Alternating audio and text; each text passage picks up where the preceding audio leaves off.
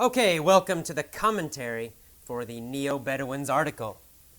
This is an exciting article. I really like this article. I saw it on the front page of the San Francisco newspaper, which is called the San Francisco Chronicle, this week, a couple days ago. And when I saw it and read the article, I thought, wow, this is me. This is what I'm doing with Effortless English, right? I don't have an office for Effortless English. In fact, I go to coffee shops here in San Francisco often, and I think about the website. I write down my ideas. Sometimes I bring my laptop, although usually I do this in my apartment, actually recording, because I need a more private space to record lessons. But anyway, I write the lessons in the coffee shops quite often. And in the coffee shops, I always see many people with laptop computers. And often I will hear people having little meetings about their internet company and discussing different issues, designing their websites.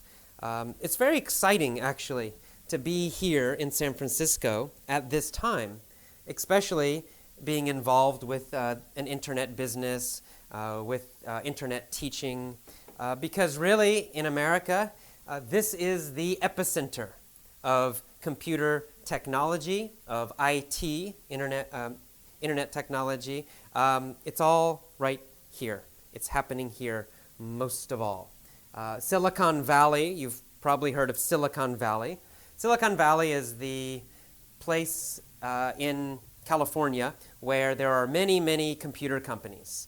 Apple Computer, Hewlett-Packard, a lot of Japanese computer companies have offices there. But Silicon Valley is near San Francisco. It's a short drive from here. In fact, it's between San Francisco and San Jose. From San Francisco, you drive to Silicon Valley or take a train, maybe, 30 minutes, something like that, 30, 40 minutes, not far. So San Francisco and Silicon Valley, really one area. And this is where all the innovation is happening in the United States with computer industry, and especially the internet. So it's quite exciting to be here, involved in that. It's kind of a really great energy, a lot of new and interesting things happening, lots of creative, innovative people, a lot of flourishing, growing, succeeding internet companies. I mean, Google is based here, for example. Yahoo as well. So anyway, it's fantastic. It's a great place to be if you are involved in the computer industry or if you're involved in the internet in any way. Another thing about this article that I liked a lot, that I said, wow, that's me, is the part about the nomadic tribes, being nomadic, traveling around. That's another reason I have chosen to teach with the internet. Now, I believe that teaching with the internet and also learning with the internet is just amazing. It's so flexible.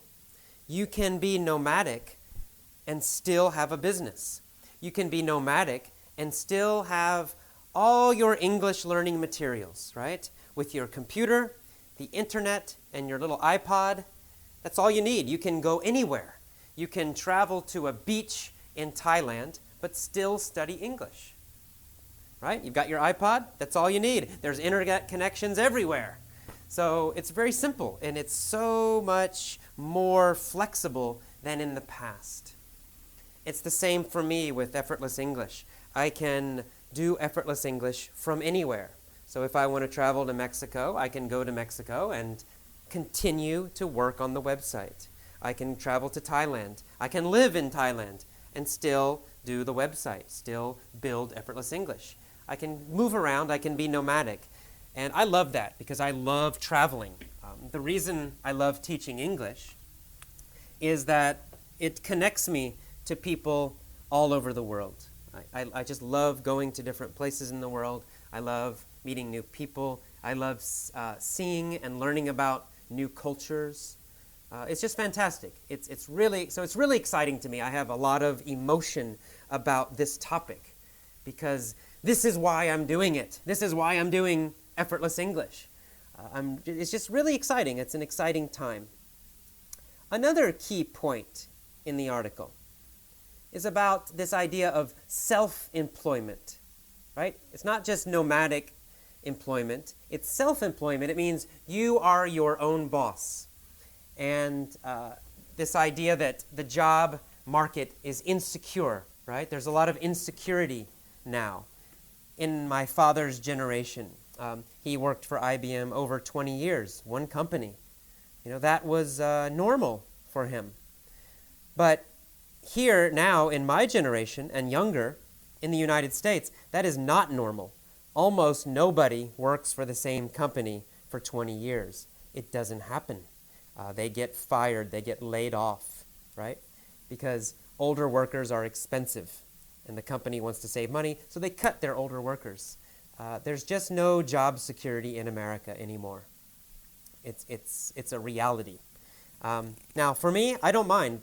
My dad probably doesn't like that. Maybe older people think that's a bad thing. But there's a good side to it. And the good side is in this article. And that is we can be more independent. Now we have the ability, with computer technology, with the internet, with a lot of things, to be our own boss. We can start our own companies. And we can be freelancers, meaning we do some work and we sell it to other people. Whoever will buy it. Writers and photographers do this a lot. But now we can do this with many, many different things. And that's exciting. Why is it exciting to me? Well, to be honest, I don't like bosses. In fact, I hate working for other people. I hate having a boss tell me how to teach, or what book I must use, or what method I must follow. Yeah, it's not good for me because I don't listen to them. And that gets me in trouble. It got me in trouble in Thailand, in fact. I have a strong idea about how I should teach and what I'm good at and what is my best teaching style and how to make English learning more fun, more interesting, and more effective. And unfortunately, or maybe fortunately, I don't know. But anyway, those ideas go against traditional English teaching, right? I don't like textbooks, for example. I refuse to use them. I won't use them. At least I certainly won't spend all my time in class teaching from a textbook. I don't like grammar analysis because it does not work. It just does not work for most people. It fails most students.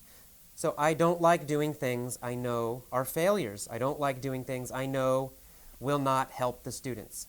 So I disobey. I don't follow my boss's advice. I don't listen to my bosses. And, they don't like that sometimes. So after I had a lot of trouble in Thailand because I was doing my own method, not using their methods, somebody told me, actually somebody on Tom Peters' blog told me, AJ, you have to start your own business. Your personality and your ideas, they're too different.